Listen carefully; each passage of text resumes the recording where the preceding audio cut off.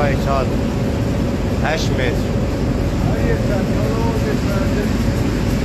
هر 100 تا جو 1 ساعت میان بکن میان 22 تا خوشکن داره. خوشکنان هم توسط جرسقیل خالیه بدا به این چال.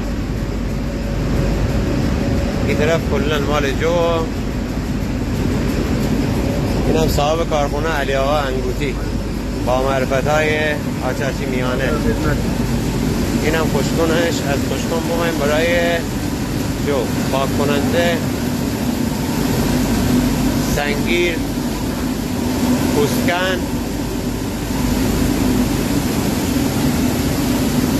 غلبگیر، سفید کن،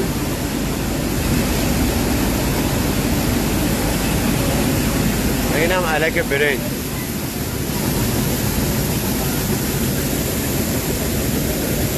حال حاضر برنج هم میره کیلوی 105,000 تومان خرید فروش بده. همش بسته‌بندی به